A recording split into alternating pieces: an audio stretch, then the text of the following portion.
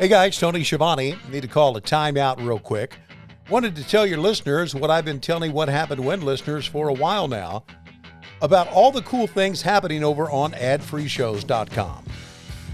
An all-new edition of The Insiders is here, as Conrad sits down with former WWE exec John Filippelli, who discusses his transition from the world of sports to pro wrestling, and his ultimate transition out of the company. Every take was getting worse than the one before it.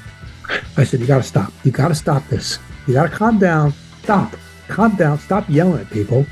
Take it easy. Tell them exactly what you want and we'll get through it. Which is, I have done 100 times since, and I would do 100 times more. Yes. But that was Vince McMahon, and you don't do that to Vince McMahon, particularly in front or around Other people. Yeah. That was my mistake. I mean, if you want to call it a mistake, although I would do it, I've done it since, and I would do it again.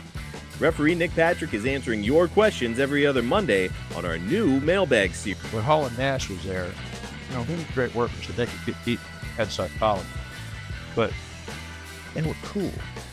And a lot of people liked them, you know. They were selling merch, you know. And Hogan had heat. He had actually more heat than them. You know, they had heat, but a lot of people liked them because they were cool. I was like the only real character that they was calling in the other time that everybody hated. You know, like, yeah, everybody wanted to see me get. It worked, you know. They had, you know, Saturday, yeah, and so it worked, you know. Tony and Conrad have taken their shenanigans in front of a live studio audience as they sat down live with Ad-Free Shows members. Hey, did you ever pet Jake's snake? No, never did. I had a chance to in Chicago, but it was way too big and out of my league. What's the right size snake for you? One that just coils up and leaves me alone. Yeah. Have you ever oranged a Cassidy before? Orange to Casti? Yeah. Would that be with one of those juicers, the juice machine, or you just squeeze it until all the juice comes out of it? Yeah, it runs down your leg or his leg. You gotta be specific here with your dumbass questions here, Casio. That's just a small taste of what we got waiting for you. With 4 levels to choose from, see for yourself why Ad-Free Shows is the best value in wrestling today. Sign up now at adfreeshows.com.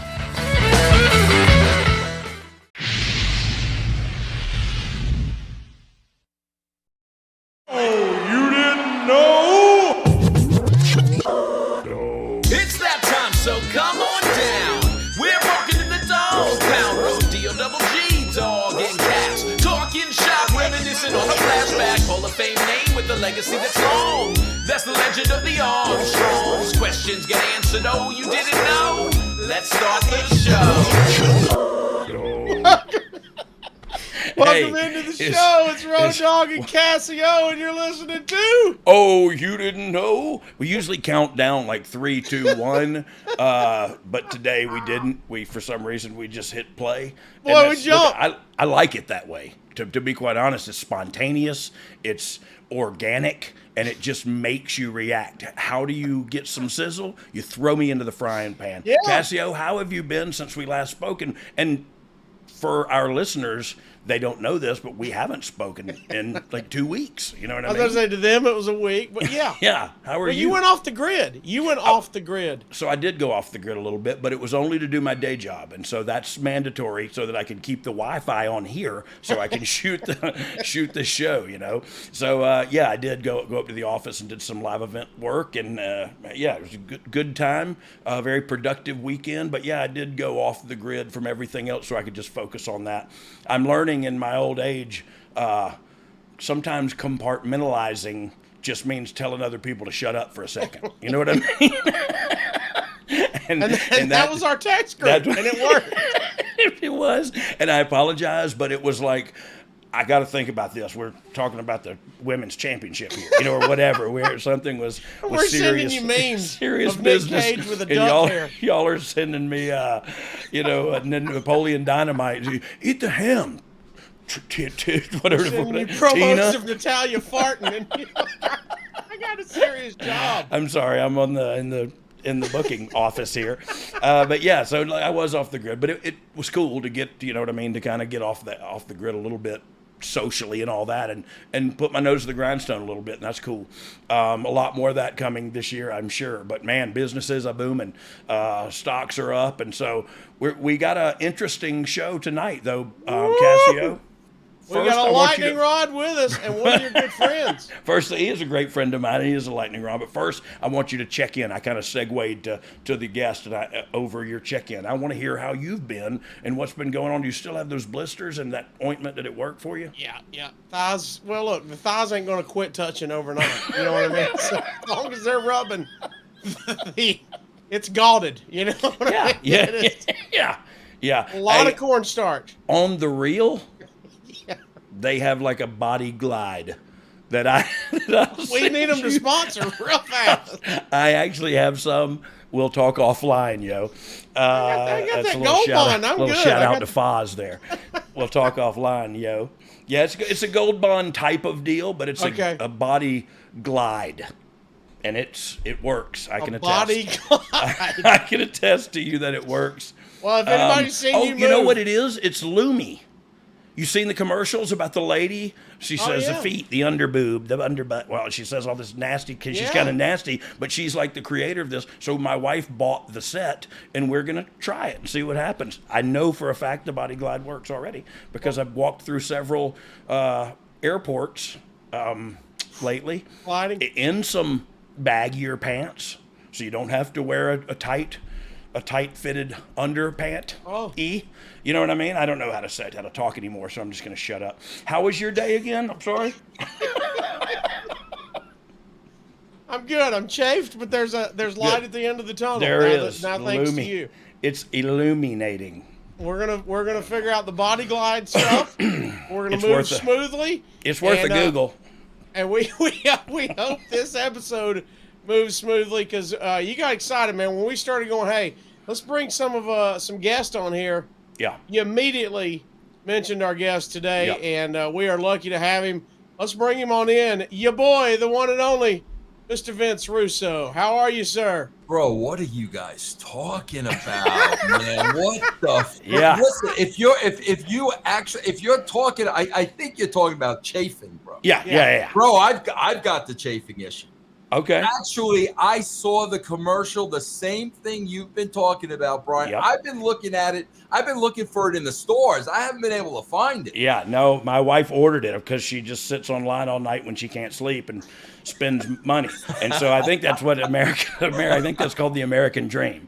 I'm not sure whose dream it is, but there's a lot of Amazon boxes, I can tell you that much. But yeah, it works. Vince, how are you, man? How have you been? I'm doing good, man. I'm doing good. How you doing, bro? I'm doing great. I'm doing great. And look at what do you got behind you? Talk to me a little bit about it. Like I just got a couple of pictures of me, but what do you seem like you got? I got too much stuff to go over. What's the most valuable thing you have in there?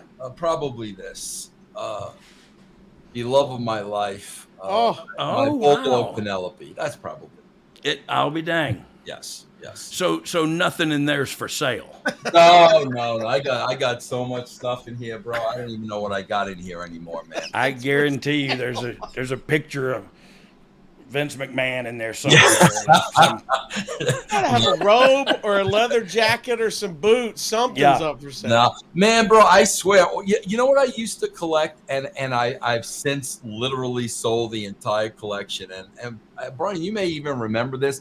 Yeah. The only thing I used to do is, because I was the editor of the magazine. A lot of people don't know I was still editor of the magazine when I was writing television. I was doing both. Yeah. But the only thing I used to do is every time a magazine came out, whoever was on the cover signed the magazine for me. Yeah. And I wound up keeping all those magazines. But honestly, since then, I've kind of sold them all. And I really have nothing wrestling related whatsoever. Yeah. Well, look, that's how I am too. I don't even have some things of mine. You know what I mean? I have a very small thing at my house that I do, but it's like got my Hall of Fame ring and my dad's Hall of Fame. You know what I mean? Like things awesome. that mean something to me, like just like your picture of your bulldog. You know what I mean? But is your dog still living?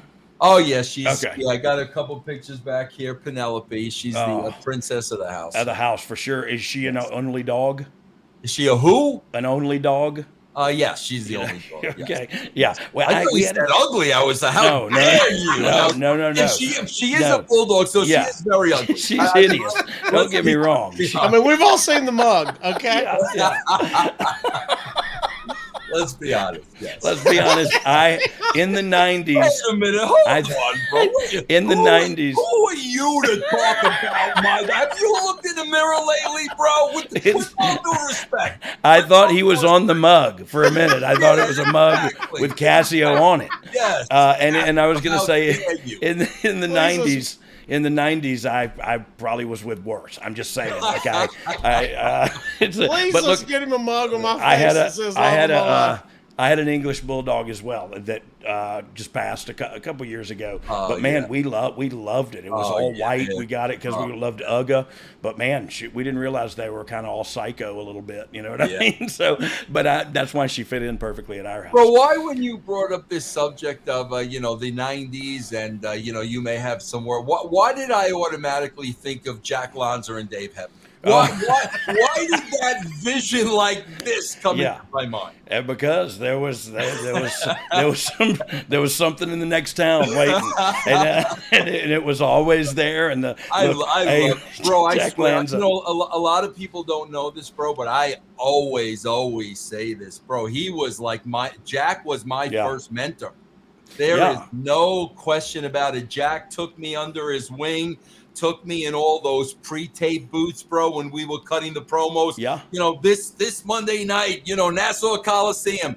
Jack was the guy who really, really took me under his wing. I never, ever forgot him for that. Yeah. Well, and that's people that do that. You won't ever forget them, and they don't ever get the glory, but it wasn't about the glory of who taught me the ways of the wise. It was about him doing that out of the goodness of his heart. And look, Jack, from a man's standpoint, is a man that you look up to and respect just because, you know what I mean? You get that vibe and that energy from him. So I totally see how he loved me because he loved my dad. And so I could do no wrong in his eyes, and I loved that because I saw my dad when I looked at him, you know what I mean? That's awesome. And so it was what a man's man Jack Lanza was. Hey, so you killed wrestling. You killed WCW. We got that out of the way. But hey, truth be told, like, that's what I love about today's viewer is how quickly they forget. You know what I mean? About everything has been done. Everything comes around, goes around it all. Everybody's going to get beat. Everybody's going to turn heel except for Cena. Everybody's going to turn, you know what I mean? Everybody, there's one outlier in this, and it's usually John Cena. Like, hey, don't call your spots out loud, except if you're John Cena. You know what I mean? So a lot of those things work. And I remember a young talent telling me, well, John Cena said to do this. And I remember telling him, you ain't John Cena. And I remember going to John Cena and going, hey, don't tell him that because he ain't you, dude. Right. Yeah. He can't get away with that. Yeah. But wrestling be dang. You know what I mean? Because it's two men phony fighting in their underwear, and that's what it is at the end of the day. And it doesn't solve world peace, and it doesn't keep my lights. I mean, it does keep my lights on. I really think, bro, especially in this day and age, man, and I have never lost sight of this, bro. It's just entertainment. Yeah. I mean, I'm a big sports fan. That's entertainment. Movie buff TV. That's entertainment. Yeah. Bro, at the end of the day, man, it's entertainment. It's not life and death. It is a show. Yeah. Hopefully you enjoy the show and become a fan of the show. But at the end of the day, that's what it is, bro, Yeah. Yeah, but what is it to the viewer, to the person on Twitter who just knows better? What is it to them that they like? It's not just entertainment to them, right? Like it's the body politic, right? Everything is political. Everything is in that world of wrestling, and like surely they got some ventures outside of that they're some girls that they're looking into. I swear, Brian, I always this is a shoot, man. I always make it I always take the time to really try to understand that mindset. Yeah. And here's how I look at it. Bro. I am a baseball mark.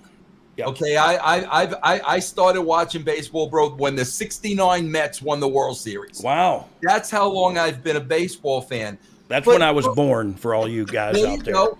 But bro, here I am, 2023. I can't even add 54 years later, whatever the hell it is. Yeah.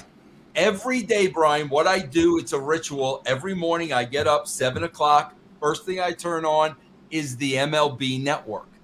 Yeah. And bro, I listen to the pros. I listen to what they have to say. They played the game. Yeah. I never once think I'm in their club. Like I'm a fan. I've always been a fan. I never crossed that line. That's why, bro, like not to point me out, because this happens to a lot of people. Bro, when you have, I'm going to call them marks. When you got wrestling marks that literally shit on the people that did it. Yeah. Bro, I don't understand that. I will never understand that. Like I said, when I look at former players, I revere them. I look up to them. Bro, the same with people in the business. Yeah. It's borderline idolatry. Yeah, like some of that is reverence. It's the complete opposite in wrestling. Like that, bro, I swear to God, I lose my mind when these dirt sheet marks call one of the boys irrelevant. Yeah. Like, yeah. What do you do? Like, I don't understand the mindset, bro. And I got to tell you, I don't see this in any other sport than wrestling, where you are actually insulting the people who did it, bro. yeah, you're right. And it's fly by the seat of your pants, very fast. And and they forget, man. Look, right now the stocks are up, business is booming, firing on all cylinders, everything's great. Who killed what again? You know what I mean? Like, that's what I always... A guy on here asked a question one time about, do you think Sami Zayn lost too early when he first came up to the main roster? Do you think that early loss hurt his character? And I said, are you talking about the Sami Zayn that's going to main event a pay-per-view next month? You know what I mean? Exactly, like, holy mackerel, no, it does. None of that matters, So I agree with you, man. It's entertainment, and when you can't take it as entertainment, it sure takes a lot of the fun out of it. It does, man. It does. So are you out of the wrestling game altogether, or I see on social media sometimes you post about writing for a small federation or something? I'll let you talk about. Brian, I'll be honest with you, bro. I really try to be.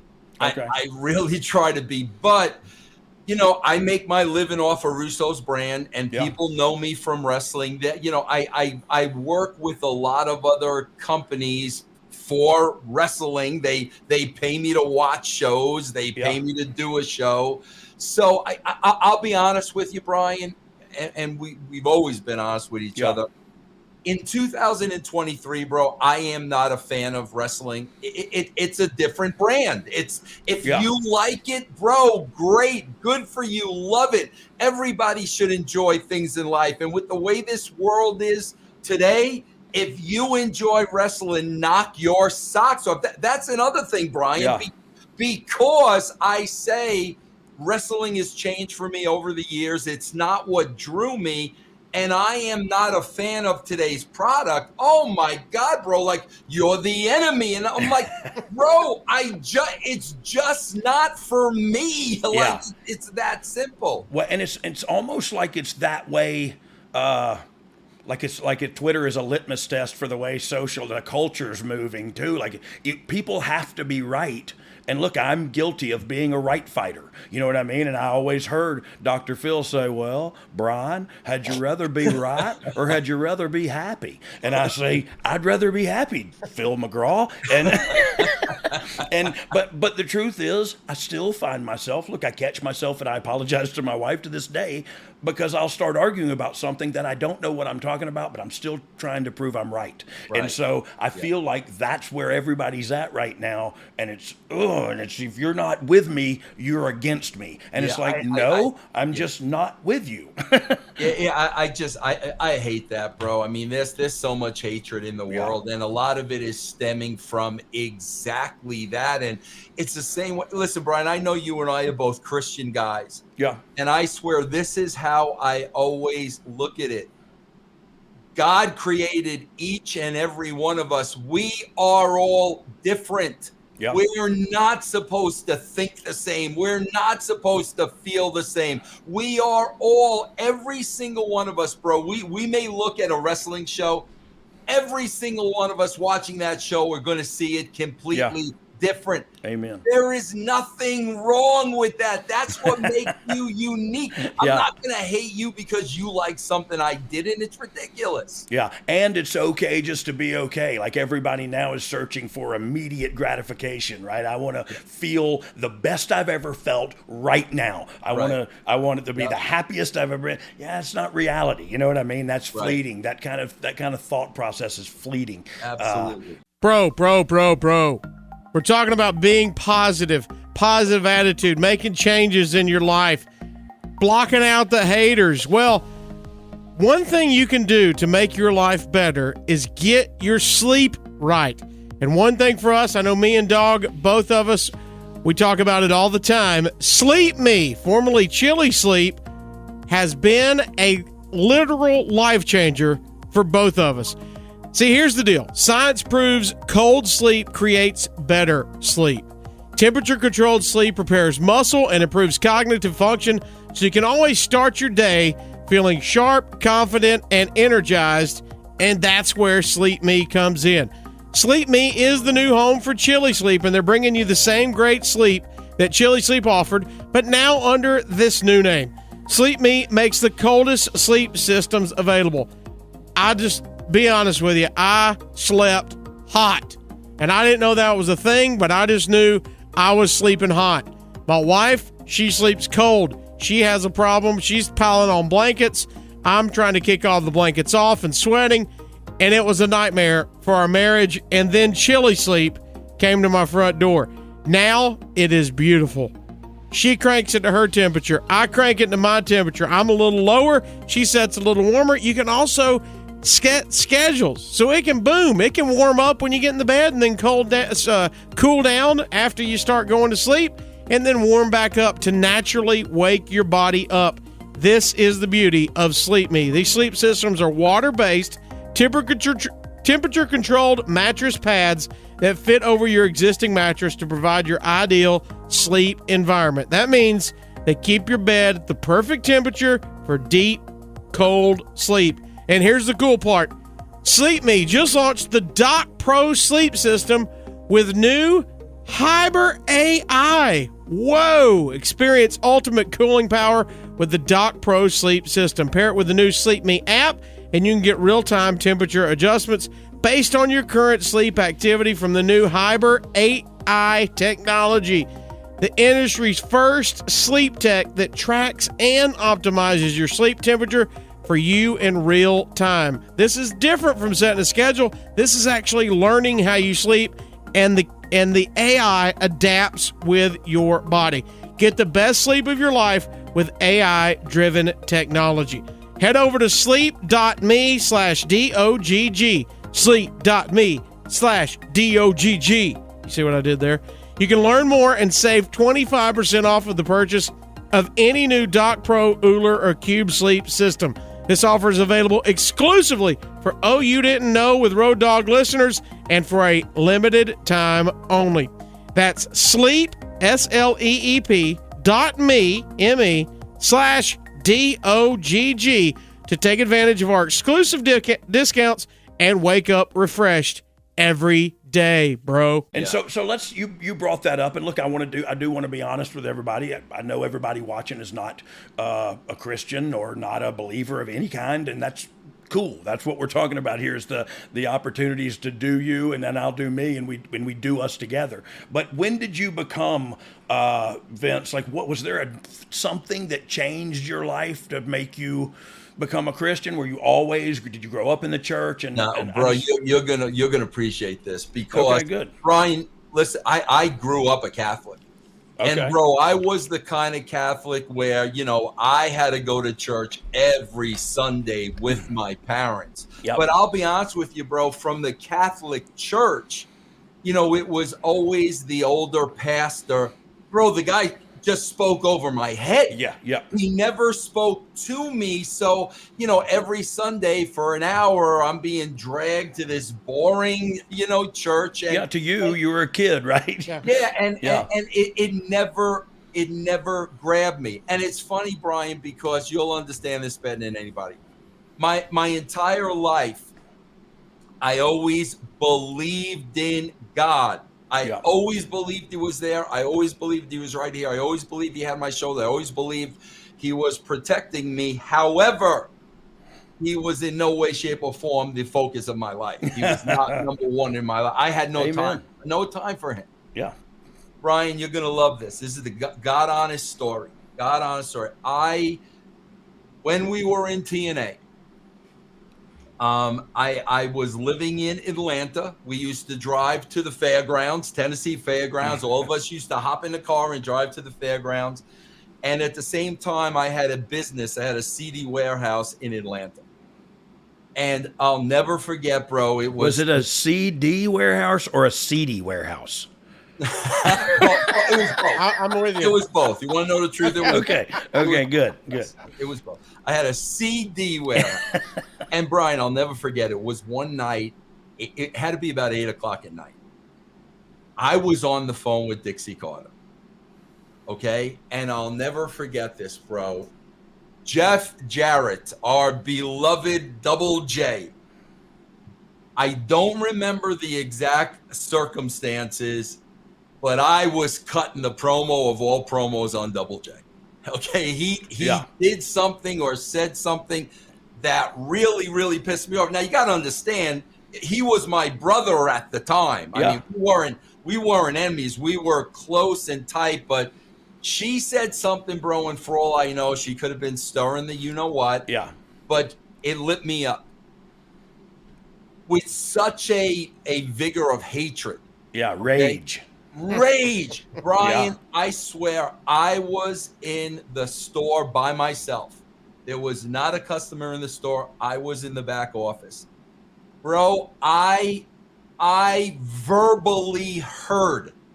I heard somebody say, look at what you've become.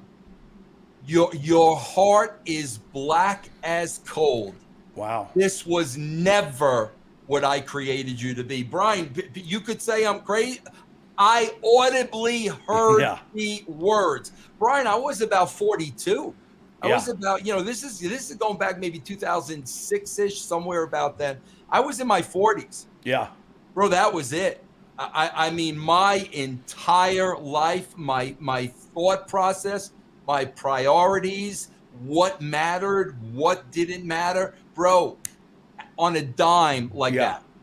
Wow. And see, that's the Apostle Paul story. You know what I mean? It's so apropos. I so wish that would have happened to me, that when I got saved and baptized, I would have come up clean and whole and sober, and it just didn't happen that way for me. Look, I'm here. He got me to where I needed to be. I needed to take some steps for myself, and once I was willing to do that, and funny you bring it up, I was 42 when I decided I need to stop living the way I'm living, because I'm not the dude.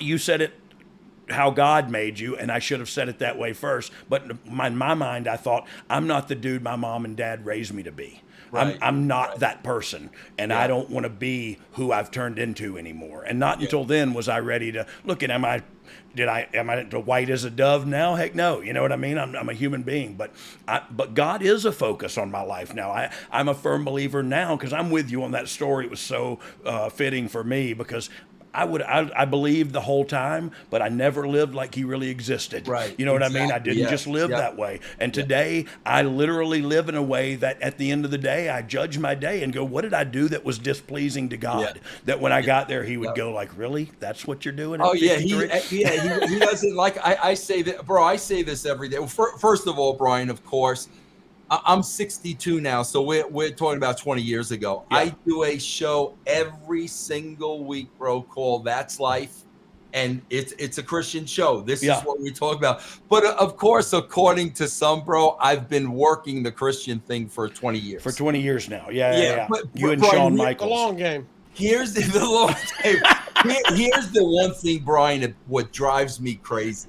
This absolutely drives me crazy. Bro, just last week, I had your friend and mine, Sean Sapp, Oh, yeah. basically say to me what a fake Christian I was. Mm. And I'm like, do you guys have any idea what the definition of Christian is? Do you know what that means? As Christians, we are saying we are sinners. Yeah. We are falling short. We need God in our lives. Do you not understand that? I love the people, Brian, that believe, oh, you're a Christian.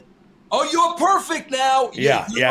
Sin, Well, you look, don't cuss, you don't lose your temper. Yeah. Oh, None of that's bro. true. I do believe that some of that is our fault. And I say our as in the Christian and the church and all that. I agree. think some of that has been, you see people that preach the gospel of prosperity or whatever, and it's the holier than thou. And, when Creflo Dollar says, I need you to send me money because God said I need a jet airplane, that's where I draw the line. And so I think people, because of that, and have gotten cynical to the church. I mean, think about it. It's our country now is so much more secular than it is a religious country. It's just not that way anymore. Yeah, and, you're right. Yep. And that, look, that's, you can think about that what you want to, but that's just where we're at. But look, to me, that's I pray, I believe in God, I post about God. That's just my life. I don't feel like I'm pushing it on anybody. I don't feel like I'm I just feel like I'm living my life. And if you want to talk about it, I'm here, and we can go.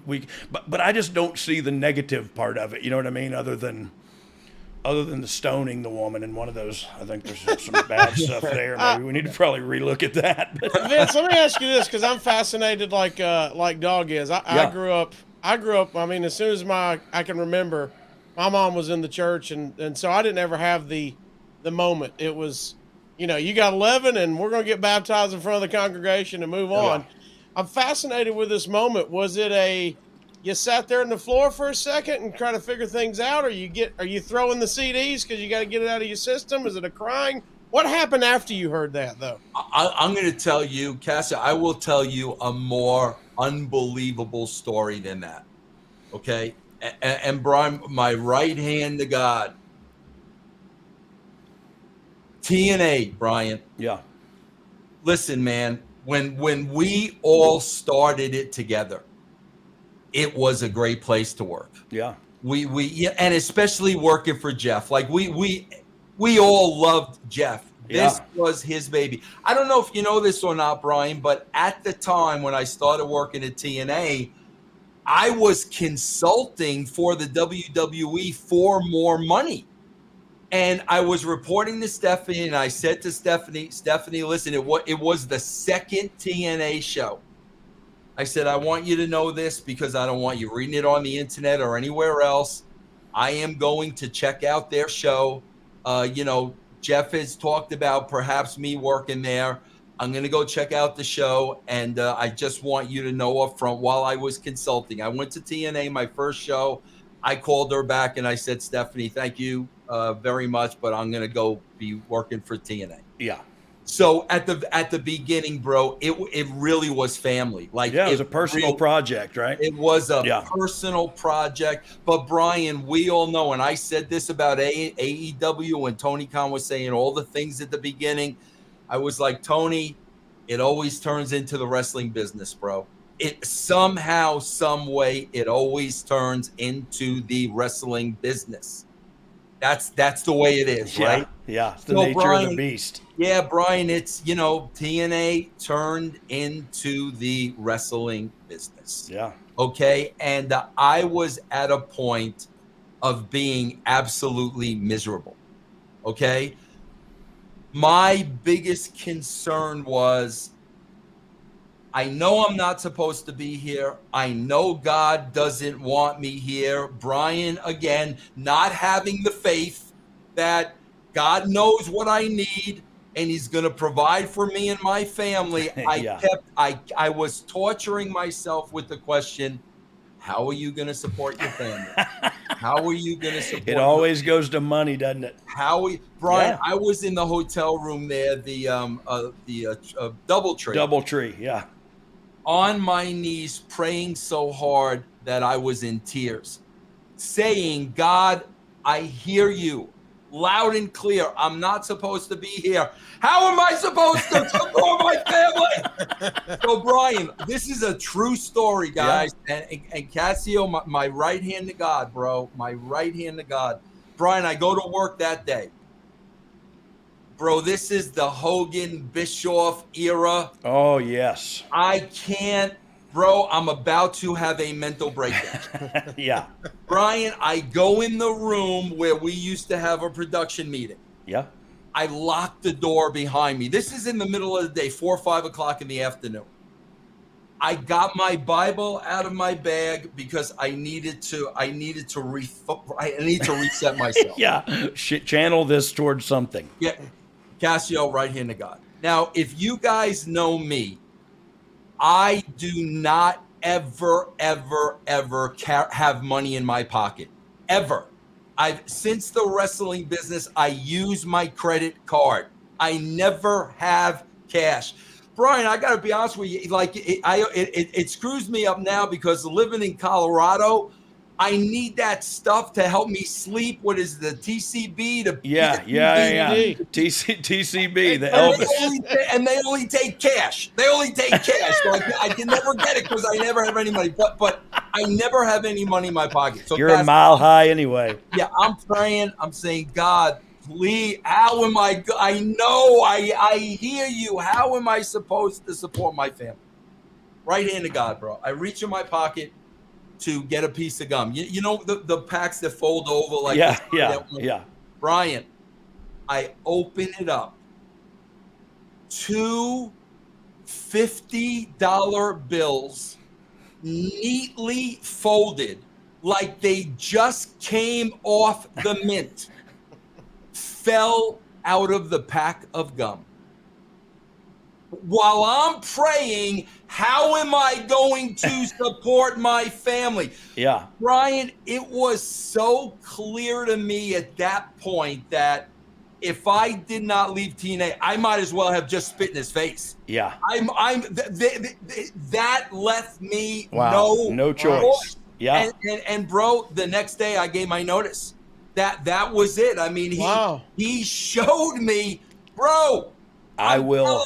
Exactly. I will. Where you don't see a way, I will make a way. That's it. And Brian, listen, guys, honestly, 2012, I've been out of wrestling now working for a major promotion for 11 years. And here I am, bro. Yeah. But that absolutely happened. I even called my wife. Hey, did you put any money in my gum? Did you put any money? Did you put money in my gum? Yeah, exactly. She's like, what are you talking about, bro? Hey, true story, man. Hey, my wife would have dang sure not taken or putting money in anywhere of mine. She would have taken it out of there. But that's a true story, and that's man, that's impactful. That's powerful. Yeah. But even then, a knucklehead like me, and look, you weren't an addict or an alcoholic, and a knucklehead like me, it just, I don't know. I just needed to, before I could clear my head, and I had to get sober before I could clear my head enough to find out, oh, he will provide for me. You know what I mean? Whatever, I'll just have to put my right foot forward. You know what I mean? And here we go, and the right things will happen. And so, look, we're going to have to put a trigger warning on this thing because I felt like a revival was about to break out. And I love it. But so what are you doing? What are you doing now? And you talked briefly about it, but what's going on? Bro, I sit here. Bro, it's been 9 years now. I sit here right like this, and I'm in the basement of my house. This is my studio. I probably cut maybe 2 to 3 podcasts every single day. They're all different. Yeah. Very few of them are about wrestling. A lot of them are about everything else. I work with people in the business I love. I work with Stevie Ray. Yeah. I work with Al Snow. I Oh, work yeah. with Stevie Richards. I work with the Disco Inferno. I work with EC3. So I work with all people I love from the business. And bro, honestly, I'd say 80% of the talk is not wrestling. Well, that's important too, right there, because look, I know I didn't have any sort of balance, and this may be an age and a life thing more than a young wrestler thing, but I didn't have any sort of balance whatsoever, and just now at 53, starting to try to balance things out, my work and my personal life and all that, and making the right time for both. But so from a young talent's understanding, it's all wrestling. You know what I mean? And the fans think the same way, like it's wrestling, wrestling, wrestling, and so. Man, it's good to know some of the talent are smarting up and learning there's more to this life than just this wrestling thing. Yeah. Because I thank God in heaven above it's carried on for me, because it was just a whim and a prayer for me. But it doesn't do this for everybody. So sometimes you have a 4 or 5 year, stint, and then you're gone. So let's talk briefly about moments in the business, because look, a lot of people say, oh, it's the writing, it's the storytelling, and look, so it's not your cup of tea right now. But have you followed it all, the Sammy, Oh, bro. Well, see, bro, I'll be Brian. Again, just to be honest with you, comment on it. I get paid to watch Raw, so that's the only show I watch. Okay. However, I do keep my finger on the pulse. I know what's going on with Sammy and her. Yeah, I know all that. Well, and they show a lot of that on the Red brand as well. Yeah. And so look, I think it's quality storytelling. I think it's long story arc. I think it's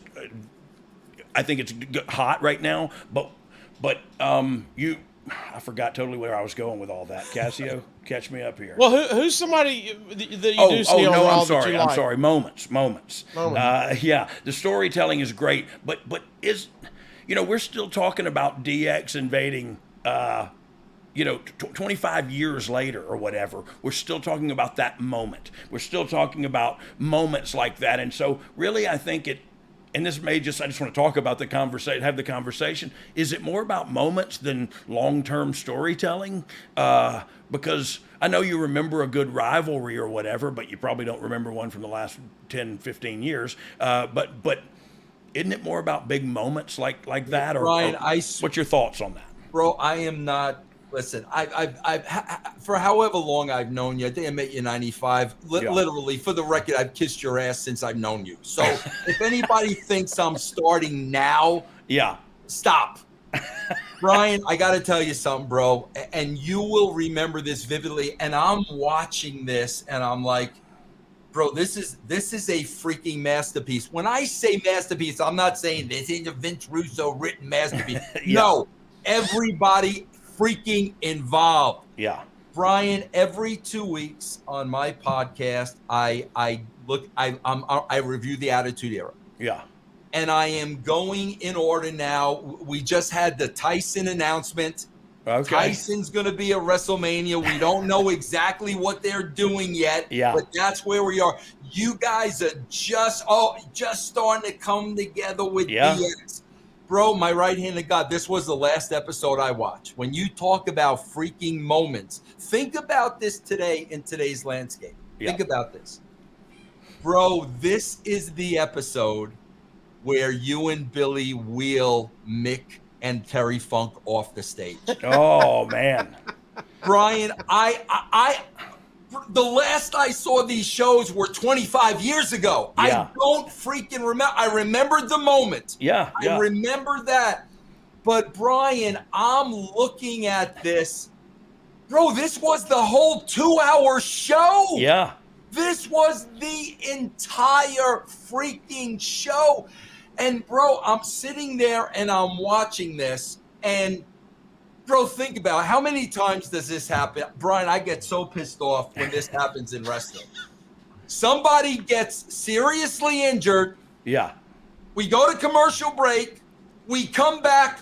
We're on to the next thing, and we never mention what happened to so-and-so. So I'm like, wait a minute, bro. Brian, this went through 5 commercials. Yeah. And bro, was it planned that way, Vince? Oh, bro, I am watching this, bro. this is 1,000% organic. Yeah, great. 1,000% organic. That's when you know it's good. Brian, you guys, you and Kip laughing, bro, putting it over. Yeah. But then the reality sinks in. And now, the agents are coming out. Bro, Vince comes out. Yeah. Vince is reprimanding. All of a sudden, Brian goes like the kid at school, like, we didn't mean to hurt anybody. Bro, Sonny was crying real tears. And bro, freaking JR telling this story. Oh my God. Like, bro, every single aspect. I'm sitting here 25 years later and I'm like, wait a minute, was this real? Because, Brian, here's what I think is missing. Here's what I think is the big thing that's missing. Bro, it was organic. Yeah. It was organic. And then all of a sudden the guys are jumping you. They want to fight you. And bro, it was so organic and so real.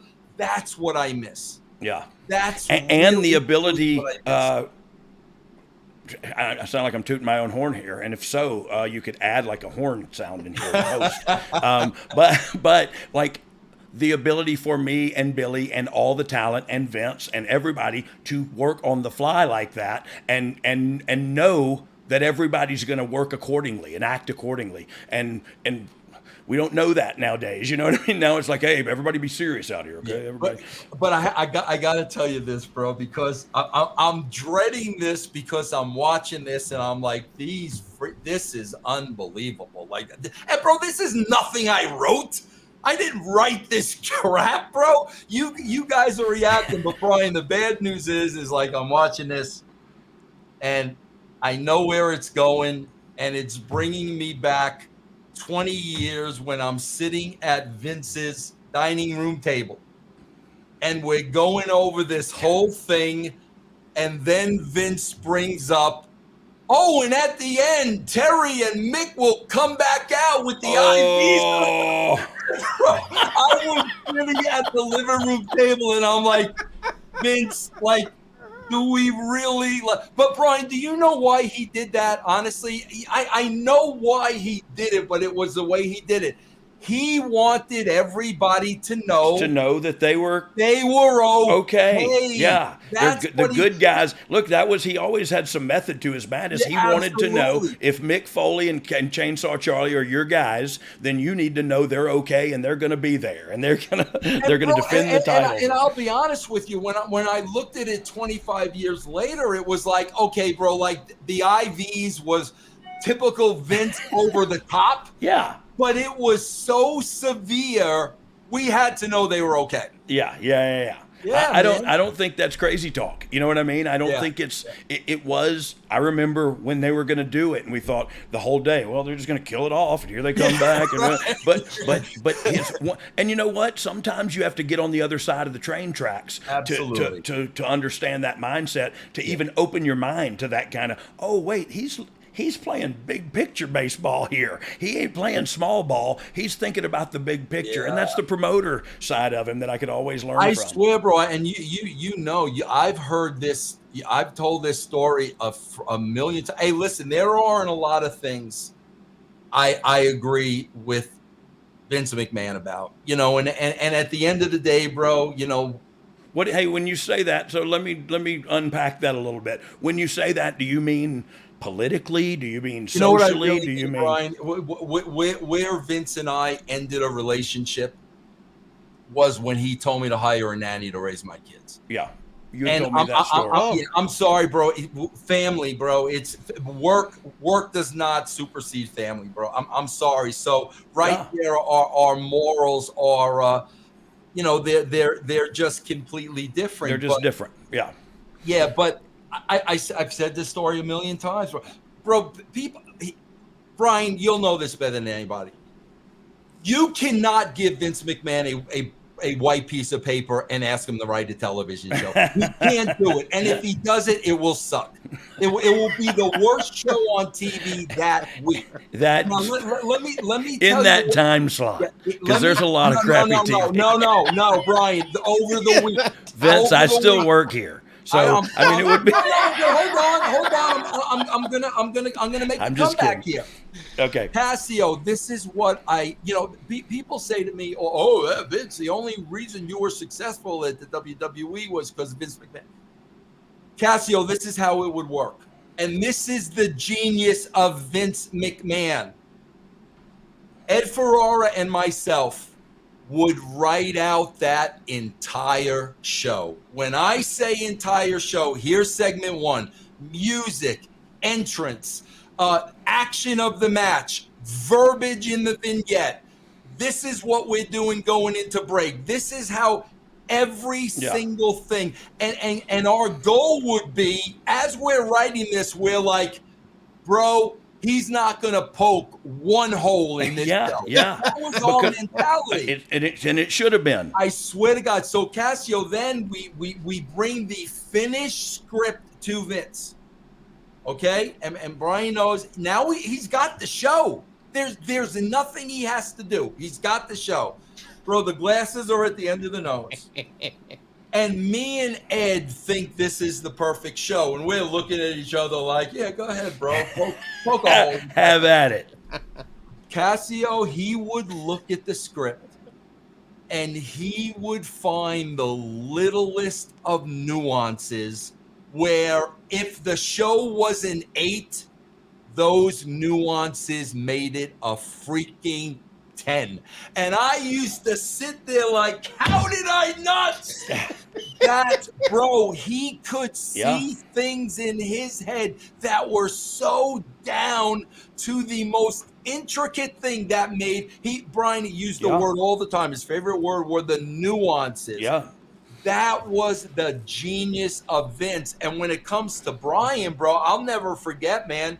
We were getting our ass kicked by WCW. The goal with me and Vince at the time was, bro, we just need to write a good, compelling show every week. We can't control what they do, right? Yeah, or focus on them. Yeah, I'll never forget, bro. Vince sat there and Vince said to me, now keep in mind, this is Vince Russo who takes credit for everything, bro. You guys had nothing to do with the Attitude Era. Vince looked at me and he said to me, Vince, I think we should put Billy and Brian together. Now you got to understand at that point, he's rockabilly. Yeah. I don't know. You're doing nothing at that. Like, you're busting my balls at TV every week to find you something. Yes. And I'll never forget Casio. I looked at him and I'm like, really? I didn't see it because of where they were positioned at that time. And Vince goes, bro, I'm telling you, those two guys, they're young. They can go. They got personality. And that was the birth of the Outlaws. And it was 1,000% Vince. Vince saw it. And, as they say, the rest is history. The rest is history. And we're still talking about it. Yeah, look, I get, a lot of people think what they want, man. But his track record speaks for itself. As an adult, don't we all miss spring break? Nothing like taking a week off from all your responsibilities. Well, here's the next best thing for adults, a spring break from house payments. SaveWithConrad.com can help you get rid of all your credit card debt, just like that. We're routinely helping our listeners save $500, $600, $700, even $800 a month. And you don't need perfect credit or money out of your pocket to do this, but check this out, no house payments for 2 months at SaveWithConrad.com. Well, Casio, you were going to ask him a question earlier, and I cut you off. Oh, no, I got a couple. Just one. You mentioned you've been kissing his ass since you met. Tell me about the earliest memory. Tell me how y'all met, and then when was the Step Brothers moment where you went, did we just become best friends? Bro, here's what I'll never forget about Brian. And bro, this should be a lesson to the youngins today, because this is the absolute God honest truth. When I started writing, Brian was not in the mix, like at all. Brian was doing nothing.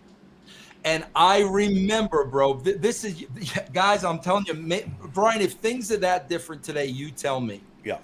I would show up at TV and he would be waiting for me. And he would say, Vince, you got to find me something, bro. You got to find me something. Vince, I could do so much more. Vince, you got to find me something. And Casio, what would happen he was so consistent. And Brian knows, bro, in wrestling, bro, there's a right way of doing everything and a wrong way. And if it's the wrong way, it's F you. Yeah. If it's the right way with the right approach, and that's Brian had the right approach. So, bro, every time I'm sitting down writing, he's in the back of my mind. Like, if I could find the smallest little thing for him to do, I am going to write it in. And that's why, you know, Brian, I know things were different back then. I know it was a different time, but guys speaking up and guys having their own ideas and guys disagreeing. All I asked was, bro, just present it respectfully. Yeah. Don't come at me like, Vince, you don't know what the F you're doing. This sucks, blah, blah, blah. And nobody ever did. It would always be, Vince, bro, love the show, but what if we did this? Yeah. Bro, 99.9% of the time, they were right. And I'll tell you why they were right, because it's common sense. Bro, all week long, I'm thinking about 25 characters on the show. Yeah, right. Brian is only thinking about Brian. So when Brian comes to me and says, yeah, Vince, I went through the script, but how about this? I know he put hours and hours and hours into thinking what he should have done. Yeah. And Brian, like, here's another big problem I've got today with today's writing. I got a big problem with this. Okay. Bro, when I would be sitting here writing, and I'm writing for Road Dogg, bro, I'm Road Dogg. I know this character so freaking well. I know what he's going to say. Yeah. I know what he's going to do. I know how he's going to act. Every character I wrote for, I became them. I knew them inside out. So I was always true to the character. Because if you take a situation, every wrestler on that roster is going to handle it differently. Every single one. Brian's going to handle something differently than The Rock. The Rock's going to handle it differently from Triple H. I feel that over time, and this is the way it was, I think, before that era, I feel that over time, it's more of that baby face heel blanket. Yeah. Like, well, he's a baby face, so this is how he has to act. I'll never forget, Brian, like, you talk about a moment I'll never forget. Casio, I remember when Austin, you know, was the biggest baby face on the planet, bro, and I wanted him to save Stephanie from Taker. Oh. And Steve was like, bro, and I'm like, Steve, she's the innocent victim here. Yeah. Vince You're McMahon saving the damsel in distress. I said, Vince McMahon is the scumbag. And bro, Brian, she was 17, 18. Yeah. I said, this innocent girl has done nothing. And the beauty of that, Brian, was for an instant, we saw that side of Austin. Yeah. To me, as a babyface character, you have to see that he goes back to the bus accident and helps people out of the fire. Absolutely. You know what I mean? Like, you have to see that. But that's why I just feel like I always tried to stay so true to character. And if I missed, the talent would bring me back on character. The talent, Brian would say, Vince, I wouldn't do that. And I would say, what would you do? Yeah. And he said, I would do this. And I would say, then do that. Yeah. And I think that was a success. It was two ways, bro. Yeah, it was. Look, and I think one thing I think you'll be happy to know is it's getting back to that way, because look, I believe that too when I was writing SmackDown, collaboration with the talent is the best way to keep the integrity of the character. Because to your point, man, I was focused on me. Sammy is focused on Sammy. New Day is focused on New Day. And so it's this is what I want you to do in the big picture. I need you to now look at the minutia and see how you would, and I need to also, as the writer, trust that you're going to execute it in that way. And I think for a period of time, that trust was we were asked to relinquish that trust, maybe, or maybe that trust wasn't there. I think there's some talent that we figured out we trust, and there's a lot of collaboration going on now. And I think, to your point, it's helping with the character integrity. Look, we would stop in the middle of stories sometimes because it wasn't working. Yeah. You know what I mean? And Whatever. I gotta tell you, the one thing I used to look out for, bro, because this is what you gotta be careful of as a writer, and Brian will testify to this. Bro, you always gotta be aware of the writer, the talent. The mentality is, I'm getting myself over first. And that should be your mentality. Right. There's no question about that. But as the writer, you've got to know, okay, bro, you're trying to get yourself over at the expense of so-and-so. But I got to tell you something, bro. During the Attitude Era, Brian, that hardly ever happened. Yeah. You know, why is that? I really think that it was such a, and this is, I can't even believe I'm saying this because of the wrestling business. Yeah. I really feel this was such a tight-knit group and a family at times. Yeah. That as wrestlers, bro, you guys are programmed. You're independent contractors, bro. Yeah. You got to get off. You got to get over on each other. Yeah. That's the way it's been free. That's how you're programmed. I get it. And so you're always thinking, how am I going to get over? Yeah. But back then, bro, I never was faced with that. You were always thinking about, well, I'm working with D-Lo. Yeah. You know, I gotta let D-Lo get over. I gotta. And I gotta be honest with you, Brian. I think that's why everybody got over.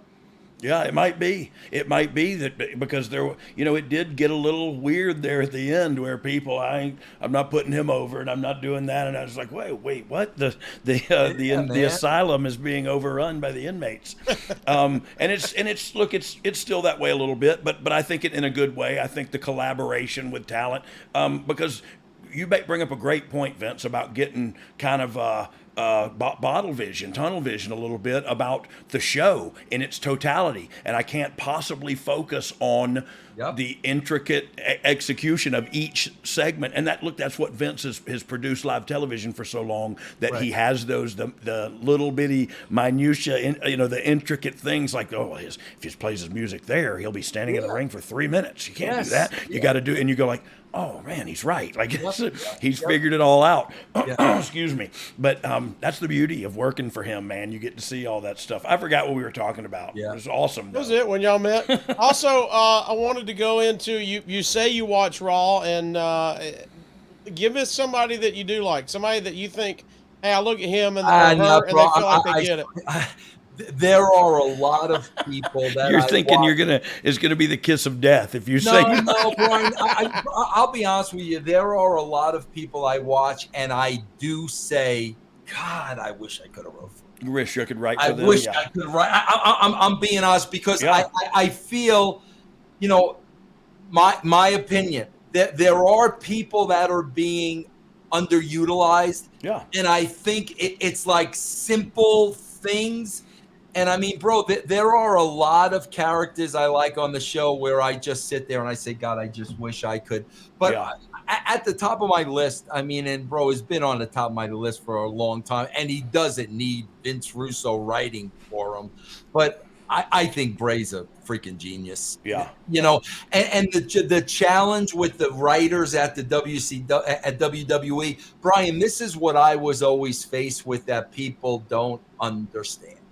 Because what they always hit me with is, oh, Vince, you were a successful writer, but look at the roster you had. And what they don't understand is, bro, I worked with a great roster.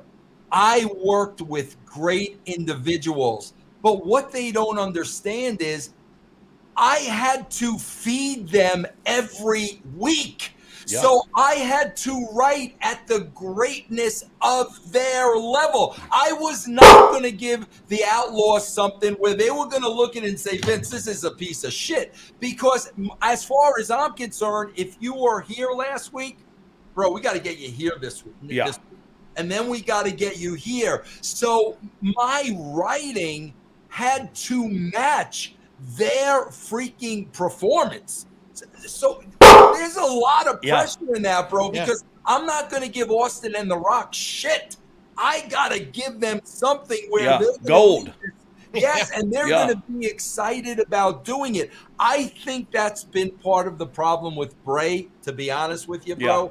I think his level is so high. Whatever is going on in here, Yeah. bro, it's almost impossible for a writer to write up to that. Yeah. Because the dude's thinking on a genius level, and if you can't meet him there, what's going to happen is you're going to start pulling him down, Yeah. not Yeah. because you mean to, Yeah. because this guy is just thinking at a level of nobody Yeah. else. It's a very hard job, Brian. You know. Yeah, well, look, I think, Vince, you could go back to where you started saying what people don't understand, and it's the writing of a television show. Unless you have written a live WWE television show or, a live wrestling television show. Go and write a 3-hour live wrestling television show, and then after that, do it 51 more times that year and put it on television in order to move and sell your product. And it's just a lot more goes into it than anybody would ever think. And so it's just it's a huge hurdle to negotiate to write a live wrestling television show. Well, that's the one thing. I don't know if I've mentioned it's live. So Yeah, well, that's the one thing that just they don't have a clue. I'm just gonna say, because, bro, like, think about it, man. You got 52 weeks out of the year. You got two. Back then it was only me and Ed. So you got 2 shows. So multiply that. Now you got 104 104, shows. yeah. And 12 pay-per-views to that. Now you got 116 shows. We're not even talking about Sunday Night Heat, which we did write as well, by the way. 2 guys are writing 116 shows. Then Casio, You got a magazine. Yeah. But I'm not saying this to put myself over. My point is, then here's what happens, bro. When all of a sudden Vince McMahon wins a championship, or Vince Russo gets speared out of a cage and he's the WCW champion, or David Arquette pins Eric Bischoff. People don't understand, bro. When you do things like that, all of a sudden it opens up roads to creativity that you were not going down before. Yeah, that you didn't have access to. You didn't have access. And Brian, if you don't do shit like that and have access to shit like that, you're going to keep repeating the same shit over and over again. Yeah. That's why you have Mike Tyson moments. That's why you have a David Arquette moment, of Vince winning a bell. Because now that creative envelope, Brian, that could buy you 3 months. Oh, yeah. And 3 months, it could buy you 6 months. It could buy you a Mania match. Yeah, a Logan Paul or something. And those months were never on the table. Right, before. But when you're writing that much television, you're desperate for new content, bro. Anything and everything. And so, look, nobody, if they haven't done it, they just can't understand it. It's like that one ride at the fair. And by the way, if you've been in a meeting, most of the people online that are complaining about a creative, if you sat them in a creative meeting, they'd be like, that's a great idea. Yeah. That is a great idea. You know what I mean? Like, yeah. They just don't understand the creative process. Think of how many things you can get cut on the creative process. Oh, yeah. How many ideas never make it to the top. Like you said, it's a world they're chirping about that they don't really know about. It's just it's the weird. It's just like it's social media coordinator. It's social media in a nutshell. It's not real. None of this is real. It's not. This is real. So Vince, what are you doing now? 17 podcasts. 17 podcasts. But like, what's the day? Do you just live life? Do you have kids? Yeah, Brian. I'll be honest with you, bro. I start my day at 8:00. Yeah. Because I want to be done by noon. Okay. Oh, I love you. I live in Colorado. Noon, my wife works. I could get in my car. I could drive in the mountains. I could go thrift storing. Whatever you want. Whatever I want to do. And then, sometimes I do shows at night. Yeah. Sometimes. So that's why, like, I'll knock off by 12. Like tonight, I got to do a show at 6:00. Yeah. But pretty much every day I've got that entire block. Wow. That's and awesome. I'm just Brian, listen, I'm 10 years older than you, bro. I'm telling you, 60 is gonna hit you like a Mack truck. Because in a good way or a bad way? Both. Okay. 60 mortality sinks in, bro. Yeah. I mean, we just saw Lonnie Poffo pass away at 68. Yeah. So now you know at 60, we can start counting down the years. Yeah. We're closer to the ground than we We are. are closer. And so what happens, I think, Brian, once you turn 60 and you know, maybe it's 10, maybe it's 15. If I'm lucky, maybe it's 20. Yeah. Well, bro, now you want to do what you want to do with that time. Yeah, amen. That is the most important thing. I don't know how much is left. God could call me tomorrow. What do I want to be doing with this time left? Really, bro, that's why, Brian, so many people, like I always hear, you know, if I critique a Raw show, and I'm always being honest, I've said, bro, the last 4 weeks, WWE has been on a roll. Yeah. The shows are being formatted better. You're keeping the audience. I put it over since Raw XXX. I put it over, but I always get Vince, the reason you critique, you're bitter that they won't hire you. And I'm like, bro, do you understand? Brian, has wrestling not taken years off your life? Oh, 100%. Exactly. They don't 100%, understand. Yeah. It's the mafia. It's once you get out, they suck you back in. I try to explain these people, bro. I'm 62. You're talking about going to the airport, sitting on a plane, getting picked up, going to the hotel, going to TV for 14 hours, dealing with the politics. Bro, they literally would find me dead in a hotel room. Like, seriously, they have no idea. Bro, they think it's like a freaking picnic. Hey, it's not easy, man. It is not. I just was gone for like 4 days, and it's just living out. And I was in the same hotel room for 4 days. That's a luxury. And so, but it was still like, you know what I mean? It was still not home and at work, and like you said, airport security, the whole deal. It's not ideal, especially not. I'm lazy, so I like to just sit around and do nothing. That's why I love when I always hear, well, I have a dream of, and I'm like, keep dreaming about what you think it is. Keep dreaming about that. Yeah. So at some point, you got to take a step toward that dream. Yes. But that's awesome. So do we have Casio like a list of all of his stuff, or can we put that up and post, or how does that work? We'll throw some links in there. I would love, because look, I think if you go to Russo's with an S, russosbrand.com, you'll see everything's there. Russosbrand.com. That's it. Yeah, everything. There'll be pick nudes, the whole deal. Everything's there if you want to look. But we got the Russo OnlyFans going. Yeah, there's a Russo OnlyFans. I got to tell you this though, bro. Every time I say it, this man gets credit for it, and I'll tell you every time I say it, because I say it at least once every 2 weeks. Every time I say bless his heart, I stop everything and I thank Road Dogg. But I got to tell you, when I always use bless my heart, okay? Yeah. When the Outlaws are working, and Brian, it's a singles match, and it's Brian, and he's going down to the ring with Billy. And Billy is now doing Brian's part on the mic. I will sit there by myself, Brian, and I will say, bless his heart. Amen. I don't know when this will air, but today is actually Billy's wife's birthday. Oh, yeah. So shout out to Paula, happy birthday. And well, look, bless Billy's heart, because he was the racehorse, not the jockey.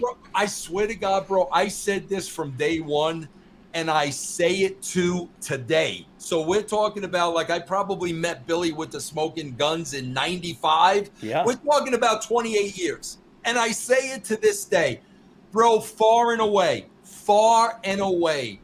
the greatest, most gifted athlete I ever worked with. Far, to this day, far and away. So I saw him outrun The Rock in the parking lot of a Gold's Gym, and Billy was wearing high-tech boots, those black boots that everybody wore, untied, and Rock was in, like, he didn't have his personal shoes yet with a bull head on them, but he had his Nikes laced up tight. They raced a foot race, and Billy smoked him. And then I smoked something else and went in the gym. And like I was riding the recumbent cycle and just watching Rocky got like the best workout I've ever seen him get because he was so pissed. I saw him play. I saw Billy play one of those WWE basketball. Yeah, basketball Bro, game. he never missed a shot. No, like, he is a literally, baller. He never missed a freaking shot. Bro. Hey, he is a baller and got leaps too. Like he is.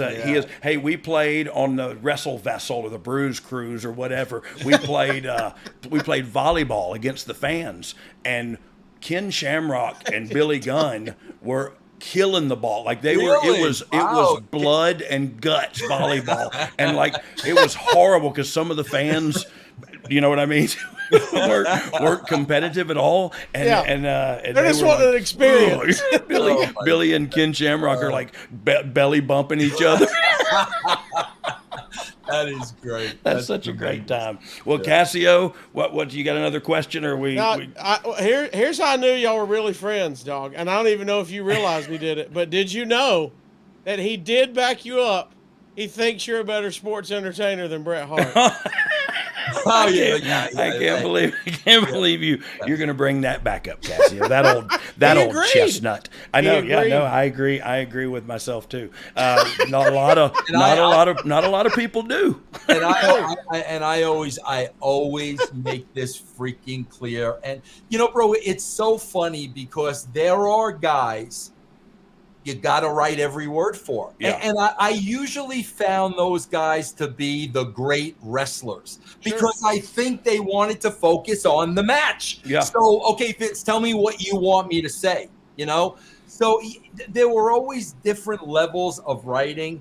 Bro, I never wrote one word for Brian.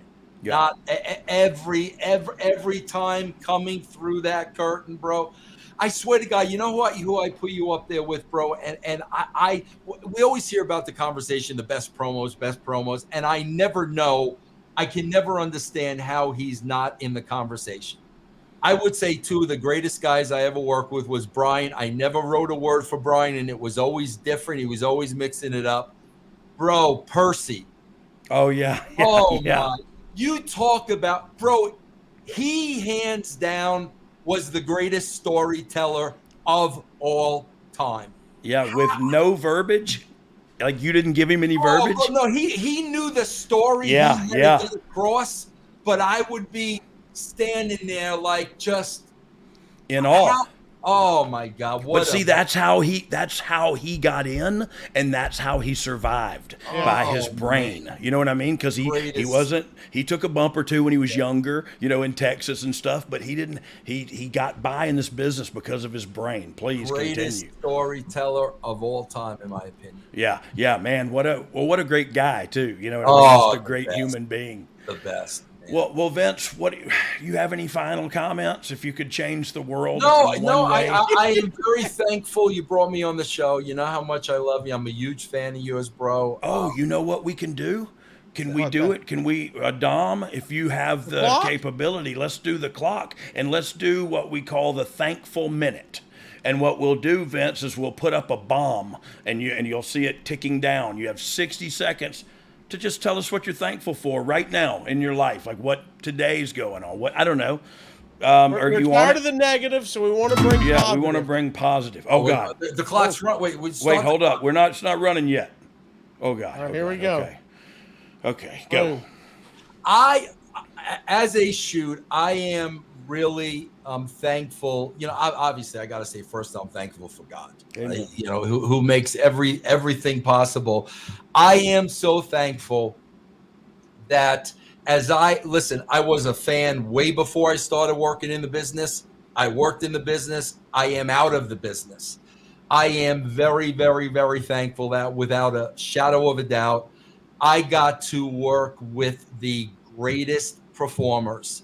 I believe in the history of wrestling, and there's been great performers. And I'm not saying that to take a shot at any other decade, man. The early WrestleMania years was great. A lot of people love today's product, but I really feel I was so literally lucky to work with the caliber of stars that I did during the Attitude Era. And Brian, you're one of them, so I thank you, my friend. Oh man, thank you. And on that note, we got a cool explosion graphic. How much? How much did that cost? It came out of our checks. Yeah, I love the whoever I was watching, whoever did that dog collar graphic. I love that graphic you got for the show. That's a great graphic. Yeah, I'll never forget. I wanted to call it the Dog House or something like that, and Conrad was like, "Should do." Oh, you didn't know podcast? I was like, "Oh yeah, that works too." I guess. I was like, that probably works a lot better. Well, look, Vince, I tell you what I'm thankful for, man. I'm thankful that you agreed to come on the show. Yes. I am thankful for our friendship over the years, and I know it will only continue. And man, it's just so good to catch up with you and talk to you about stuff other than, look, I know we touched on wrestling because we kind of got to, I guess, but I just love hearing that you're doing good and you're living your life and loving it too. You know what I mean? Because that's, man, that's what it's all about, is just finding some peace in your mind and being happy. So I always say, Brian, because, again, we talked about, just real quick, we talked about, like, especially when it comes to wrestling today, bro, people just take it way too seriously. Yeah. And what I always try to tell people is this, bro. If you are spending a lot of time on something that really at the end of the day doesn't matter, then that means you're neglecting a lot of your time on something that does. I had to learn that the hard way. That's why I pass it along. Yeah. Well, yeah. Thank you very much, because it is. If you're and that's the negative, right? There's so much negative out there, and that's another thing that makes you feel confident sitting on Twitter and critiquing somebody else. I'm immediately coming from a position of authority because I know better than you. I'm smarter than you. I could do it better than you. Know what I mean? And so that feels good to people. You know what I mean? I get that. That's intoxicating. So focus on what you need to do, dog. Focus on your. I'm starting with the man in the mirror. Hey, Vince, thank you so much. Thank you, guy, for being on here. And Casio, I'm just going to say like this: if you didn't like this show, I got 2 words for you: suck it.